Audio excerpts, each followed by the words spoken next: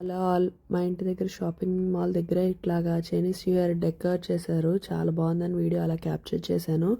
పక్కన orange boxes and bumper పనాస్లు ఉన్నాయి. ఒక్కొక్క ఆరెంజ్ బాక్స్ వచ్చి $10 అండ్ పంపర్ పనాస్ ఈచ్ వచ్చి $10. పక్కనే ఫ్రూట్ షాప్ ఉంటే ఇంకా అక్కడ పాండా కోకోనట్ ఒకటి తీసుకున్నాను. ఫ్రెష్గా ఉన్నాయని చెప్పి అప్పుడే పెట్టారు. ఇంకొకటి కోకోనట్ తీసుకున్నా, ఒక్కొక్కటి $2. ఇంకా తాగాక ఇంటికి వెళ్ళాను. మార్నింగ్ ఆల్రెడీ చికెన్ పకోడీకి చికెన్ మ్యాగ్నేట్ చేసి పెట్టాను అనమాట ఫ్రిడ్జ్లో. ఇంకా సరే మా హస్బెండ్ వచ్చే టైంకి ఇంకా చికెన్ పకోడీ వేద్దామని చికెన్ పకోడీ స్టార్ట్ చేశాను.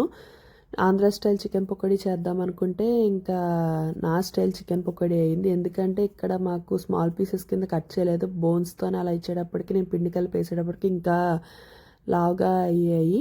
తర్వాత ఇంకా అలాగా చికెన్ పకోడీ తిన్నాక ఇంక నేను మా హస్బెండ్ వాకింగ్కి వెళ్ళాము. ఇంక మా దగ్గరలో కాకి బుకెట్ కమ్యూనిటీ క్లబ్ ఉంటే ఇంక అక్కడ డెకరేట్ చేశారు. ఏదో పార్టీ జరుగుతుంది లోపల. ఇంకా బయట అంతా ఇట్లా డెకరేషన్లా చేశారు. చైనీస్ న్యూ ఇయర్ కదా, ఇంక మొత్తం అంతా లైట్స్ ఫుల్గా పెట్టారు. అసలు Feb 18th Chinese new year, కానీ 1 month బిఫోర్ నుంచే మొత్తం ఇదంతా లైటనింగ్స్ అవన్నీ ఉంటాయి. ఇలా రెడ్ ల్యాంప్స్ అవన్నీ చాలా కలర్ఫుల్గా ఉంది. అసలు ఈ వే నుంచి ఇలా బయటికి వెళ్ళి అలా వెళ్తూ ఉంటే బాగుంది. ఆ ల్యాంప్స్ చూసారా, అసలు రెడ్డిష్, అసలు ఆ లైట్ వెలుగు మనం రిఫ్లెక్ట్ అవుతూ ఉంటే కూడా రెడ్డిగా అట్లా చాలా బాగుంది. చైనీస్ న్యూ ఇయర్ చాలా బాగా చేసుకుంటారు సింగపూర్లో. సో అసలు ఈ లైటనింగ్స్ అన్ని ఇక్కడే ఇలా ఉందంటే ఇంకా మెయిన్ మెరీనా బే సండ్స్ దగ్గర అయితే ఇంకా బాగుంటుంది. Please do like subscribe to Prabhas world.